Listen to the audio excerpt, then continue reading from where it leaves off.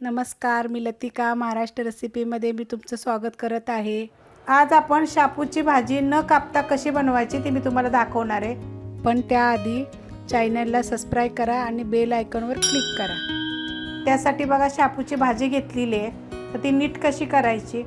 तर ही शापूची भाजी आपण हमेशा कापून करतो ना, तर आता बघा ही अशी करायची, नीट करायची। जशी आपण मेथीची भाजी कशी नीट करतो अशा पद्धतीत जेवढी कवडी असेल तेवढी घ्यायची। तुम्हाला जर ह्याच्यापेक्षा बारीक सुद्धा आपण करू शकतो, कारण थोडासा वेळ लागेल। जर तुमचा एकदा हात बसला का नाही तर वेळ सुद्धा लागणार नाही, झटझट होती। आणि आपण जी कापून घेतो ना त्याच्यापेक्षा अशी चव छान लागते। मी 1 ते 2 वेळा करून बघितलेले, तुम्ही करून बघा आणि मला कमेंट करून सांगा। तर अशा पद्धतीत बघा मी एवढी भाजी नीट करून घेतलेली आहे। लहान मोठे देठ आपण करायची जशी तुम्हाला आवडेल तशी।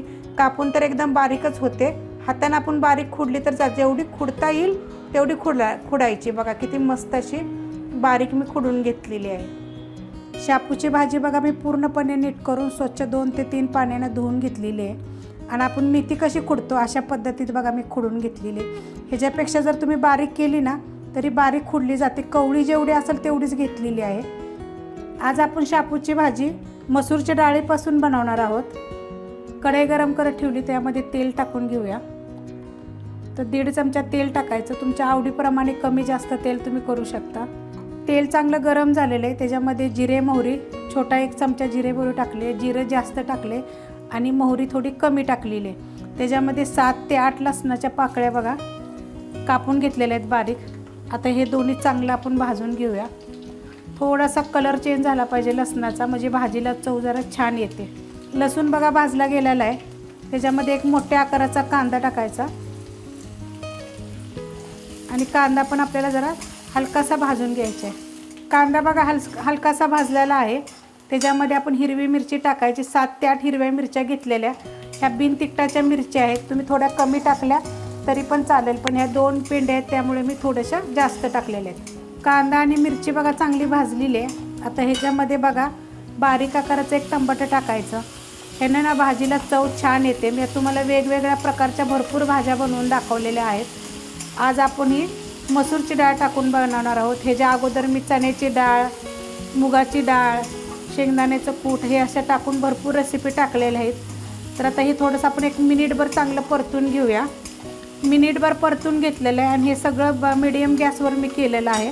आता ह्याच्यामध्ये बघा आपण ही मसूरची डाळ टाकायची आहे। ह्याला मी 15 मिनटं भिजत घातलेली। मसूरची डाळीला जास्त वेळ भिजायची जरूरत पडत नाही, लगेच भिजले जाते। आणि 50 ग्रॅम मसूरची डाळ टाकलेली आहे। आता हे आपण चांगलं मिक्स करून घेऊया। डाळ टाकल्यानंतर बघा 1 मिनिटभर मी परतून घेतलेलं आहे। आता ह्याच्यामध्ये आपण भाजी टाकून घ्यायची। भाजीचं बघा पूर्णपणे पाणी नितळलेलं आहे, बघा कशी नीट केलेली आहे। तुम्ही अशा पद्धतीने पण करून बघा, कारण आपण हमेशा काय करतो शापूची भाजी कापून करतो, तर मी थोडीशी वेगळ्या पद्धतीने करून केलेली आहे। आता हिला आपण मिक्स करून घेऊया। भाजी टाकून घेतल्यानंतर बघा 1 मिनिटभर फास्ट गॅसवर मी असं परतून घेतलेलं आहे। आता ह्याच्यामध्ये बघा आपण नितळून घेतल्यामुळे ह्यात बिलकुल पाणी नाही आहे। आता थोडंसं मीठ टाकलं की त्याला पाणी थोडंसं सुटतं, तर त्यामुळे थोडंसं लास्ट मीठ टाकायचं, चवीप्रमाणे मीठ टाका तुम्ही। आता आपल्याला ह्याच्यावर झाकण वगैरे काही ठेवायचं नाही आहे, अशाच पद्धतीत आपल्याला होऊन द्यायची आहे भाजी। मीठ टाकल्यानंतर बघा असं एवढं पाणी सुटतं। आता आपल्याला ह्याला काय हलवायची वगैरे जरूरत नाही आहे, मीडियम गॅस करायचा आणि अशीच भाजी ठेवायची। एकदम सुटसुटीत अशी छान अशी होते आणि चवीला बघा 1 नंबर भाजी लागेल। तुम्ही माझ्या पद्धतीनं करून बघा। आता आपण हिला होऊन देऊया।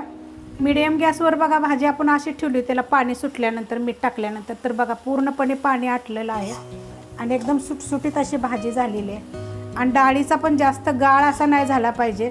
तर डाळ बघा आपली अख्खीच्या अख्खी तशीच्या तशी आहे आणि थोडीशी साधारण डाळ शिजते, जास्त शिजत नाही आहे, त्यामुळे भिजत पण जास्त वेळ तुम्ही घालू नका। मस्त अशा पद्धतीत तुम्ही करून बघा, 1 नंबर भाजी लागते, चवीला पण इतकी छान लागते। ही आपण खुडून केलेली आहे, जशी मेथी आपण खुडून करतो तशा पद्धतीत मी शापू खुडून केलेली आहे। ही जर रेसिपी तुम्हाला जर आवडली तर लाईक करा, सबस्क्राईब करा, कमेंट करा आणि शेअर बी करा।